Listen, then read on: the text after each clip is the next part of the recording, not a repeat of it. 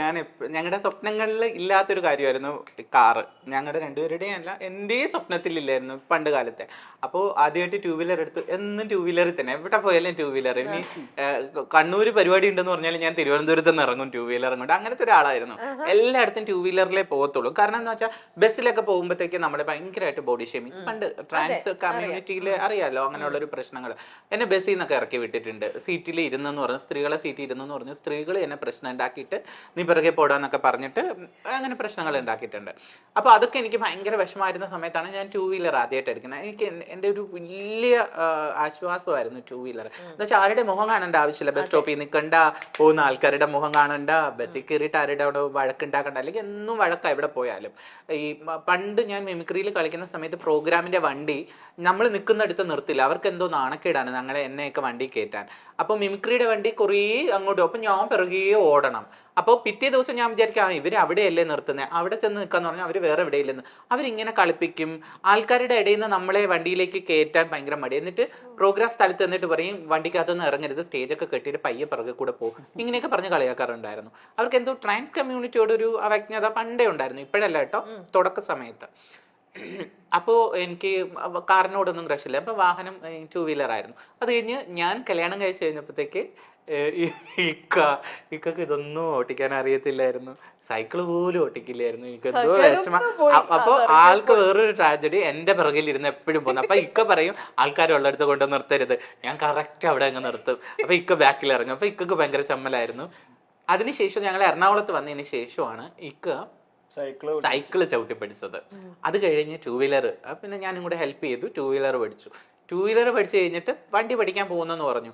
ശരി, അപ്പൊ ഞാൻ പറഞ്ഞു ഇക്ക വണ്ടി പഠിക്കുകയാണെങ്കിൽ ഞാൻ കാർ എടുത്ത് തരും, ഇക്കയുടെ ബർത്ത്ഡേ ഗിഫ്റ്റ് എന്ന് പറഞ്ഞു. ഇങ്ങനെ വെറുതെ തമാശ. ഒരു ദിവസം KSRTC ബസ്സിൽ ഞാൻ ഇങ്ങനെ പഠിപ്പിക്കാനായിട്ട്, അന്ന് ഞാൻ ഡോറ അക്കാഡമി പഠിപ്പിക്കുന്നുണ്ട്, പഠിപ്പിക്കാനായിട്ട് ഇങ്ങനെ പോകുന്ന സമയത്ത് ഫോൺ വരുന്നേടി ഞാൻ H പാസ്സായി. അയ്യോ എനിക്ക് തലകറക്കം വന്നു, വണ്ടി മേടിച്ചു കൊടുക്കണമല്ലോ.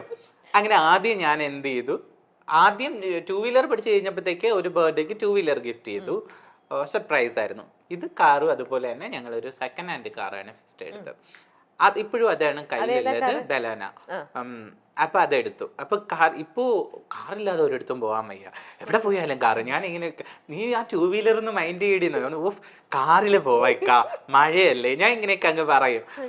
അപ്പൊ ഇങ്ങനെ പറയുമ്പോഴത്തേക്ക് എപ്പോഴും കാറിൽ കയറി ഇരുന്നിട്ട് ഞാൻ പറയും ഈ കാർ കൊഞ്ഞ് താന്നാണ്, അല്ലെങ്കിൽ വലിയ കാർ വരും. അപ്പൊ അതെപ്പോഴും ഈ ഒരു സ്വപ്നമാണല്ലോ, നമ്മളെപ്പോഴും കുറച്ചും കൂടി അപ്ഗ്രേഡ് ആകാൻ നോക്കും. അങ്ങനെ വിചാരിച്ചാലേ ഇതെങ്കിലും കിട്ടുള്ളൂ എന്ന് ഞാൻ വിചാരിക്കുള്ളൂ. മനുഷ്യന്റെ സ്വഭാവമാണല്ലോ. അപ്പൊ ഞാൻ എപ്പോ പോയാലും എന്റെ ഫ്രണ്ടിൽ പോകുന്ന എനിക്ക് ഫോർച്യൂണറുകളാണ്. ഫോർച്യൂണർ പോകുമ്പോ എന്തോ കുതിര വന്ന് ഇങ്ങനെ നിൽക്കുന്ന രഥത്തിൽ നിന്നൊക്കെ ആൾക്കാർ ഇറങ്ങും പോലെ. അതിന് മമ്മൂസിന് ഫോർച്യൂണറാണ്.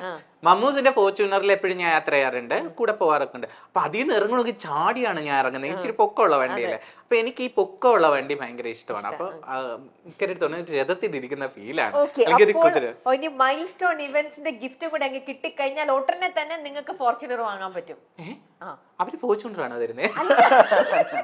അല്ല, മേടിക്കും. ഫോർച്യൂണർ ഞാൻ മേടിക്കും. അപ്പൊ ഇപ്പൊ ഉള്ള താമസിക്കുന്ന വീട്ടില് അത് കയറ്റാനുള്ള സ്ഥലമില്ല. അപ്പൊ ഇക്ക പറഞ്ഞ് വീട് ഇടിക്കാം അങ്ങനെ പറയും, ഫോർച്യൂണർ പറയും. അപ്പൊ എപ്പോ കണ്ടാലും ഫോർച്യൂണർ കാണുമ്പോ എനിക്ക് എന്തോ ആവേശമാണ്. നമ്മൾ ഫോർച്യൂണർ മേടിക്കട്ടെ. അപ്പൊ ഇക്ക പറഞ്ഞ എത്രയാണെന്ന് അറിയുമോ? ഞാൻ മേടിക്കാം. വെറും 9 ലക്ഷത്തിനുള്ളിൽ ഫോർച്യൂണർ കിട്ടും. വളരെ സിമ്പിൾ ആയിട്ടാ പറയാ. ഞാൻ എല്ലാ കാര്യവും ഇപ്പൊ നമ്മള് നല്ല വിഷമത്തിൽ ഇത്തിരി കടം കൊടുക്കാനുണ്ട്, അല്ലെങ്കിൽ ഇച്ചിരി പൈസക്ക് ആവശ്യമുണ്ടെങ്കിൽ ദൈവം തരും, ദൈവമല്ലേ തരും എല്ലാരും പറയും. അങ്ങനെ ഞാൻ പറഞ്ഞു അവര് തരും, അവര് തരുമെന്നല്ലേ പറയുന്നേ, തരും. ഇങ്ങനെ ഒരു പോസിറ്റീവ് ചെയ്ത്. ഇപ്പൊ ഫോർച്യൂണർ എന്റെ അടുത്ത് പറയുന്ന, ഇപ്പൊ 1 കോടിയുടെ വണ്ടി കണ്ടിട്ട് എന്റെ അടുത്ത് പറയാം അത് 1 കോടി രൂപ അടി എന്ന് പറഞ്ഞാൽ 1 കോടിയല്ലല്ലോ. അങ്ങനെ അല്ല, ലൈഫിനെ നമ്മൾ വളരെ പോസിറ്റീവായിട്ട് നമുക്കെല്ലാം നേടാൻ പറ്റും. പക്ഷെ ആൾക്ക് ഭയങ്കര ടെൻഷൻ. ഇപ്പൊ നിങ്ങൾ നേടിയത് എന്താണെന്നൊന്നും അറിയണ്ടേ, എന്ത് സമ്മാനം കിട്ടുന്നൊന്നും അറിയണ്ടേ. ഈ കഥകൾ മാത്രം എന്തോ ഇവന്റ് നടത്തി ഇനി അങ്ങനെ പറയൂല. അല്ല, എന്താണെന്നറിയോ, മൈൽ സ്റ്റോൺ ഇവന്റ്സിന്റെ വക മൈൽ സ്റ്റോൺ ഇവന്റ്സ് ചെയ്യാൻ പോകുന്ന ഫസ്റ്റ് ഇവന്റിലെ മണവാട്ടിനെ അണിയിച്ചൊരുക്കുന്നത്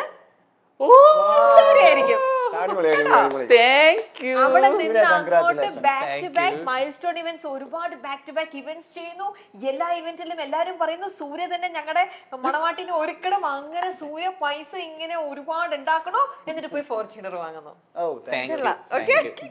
ഫോർച്യൂണർ മേടിച്ചില്ലെങ്കിലും ബാർക്ക് കിട്ടിയാൽ മതി. ഇല്ല, ഇനി എന്റെ സ്ലേറ്റും ബോർഡും ഒക്കെ സംഭവങ്ങളൊക്കെ തരും. കേരളത്തിലെ ആദ്യ ട്രാൻസ്ജെൻഡർ ദമ്പതികളാണ് സൂര്യയും ഇഷാൻ കേശാനും. ലോകത്തിനു മുന്നിൽ കേരളം മാതൃകയായ സംഭവമായിരുന്നു ലിംഗമാറ്റ ശസ്ത്രക്രിയയിലൂടെ സ്ത്രീയായി മാറിയ സൂര്യയും പുരുഷനായി മാറിയ ഇഷാനും സ്പെഷ്യൽ മാരേജ് ആക്ട് പ്രകാരം വിവാഹിതരായത്. ഒരുപക്ഷെ രാജ്യത്ത് ഇത്തരത്തിൽ ആദ്യമായി നടന്ന വിവാഹമായിരുന്നു ഇവരുടേത്. ലോകത്തിനു മുന്നിൽ മാതൃകയായ അവർ ഇരുവരും കുഞ്ഞെന്ന സ്വപ്നത്തിലേക്കുള്ള യാത്രയിലുമായിരുന്നു. എന്നാൽ പിന്നീട് ആ സ്വപ്നത്തിലേക്ക് വലിയ ദൂരങ്ങൾ ഇവർക്ക് താണ്ടേണ്ടി വന്നു. ഇപ്പോൾ ബിസിനസ്സും മേക്കപ്പ് ആർട്ടിസ്റ്റും ഒക്കെയായി തിളങ്ങുകയാണ് സൂര്യയും ഇഷാനും. സൂര്യയാണ് മേക്കപ്പിൽ മുന്നിൽ നിൽക്കുന്നത്. മേക്കപ്പ് ആർട്ടിസ്റ്റായി നിരവധി വീഡിയോകൾ താരം പങ്കുവയ്ക്കാറുണ്ട്. എയർ ബ്രഷ് മേക്കപ്പും മറ്റുമൊക്കെ ചെയ്യുന്ന സൂര്യ ഡോറ അക്കാഡമിയിൽ നിന്ന് തന്നെയാണ് പഠിച്ചത്. പിന്നീട് അവിടെ പഠിപ്പിക്കാനും തുടങ്ങിയിരുന്നു. മാത്രമല്ല വളരെ ഡിമാൻഡുള്ള ഒരു അച്ചാർ ബിസിനസ്സും ഇവർക്കുണ്ട്. ഇപ്പോൾ മിമിക്രി ചെയ്തുകൊണ്ടിരുന്ന സമയത്ത് ഇവർ നേരിടേണ്ടി വന്ന കുറേ പ്രശ്നങ്ങളെ പറ്റിയൊക്കെ സൂര്യ പറയുകയാണ്.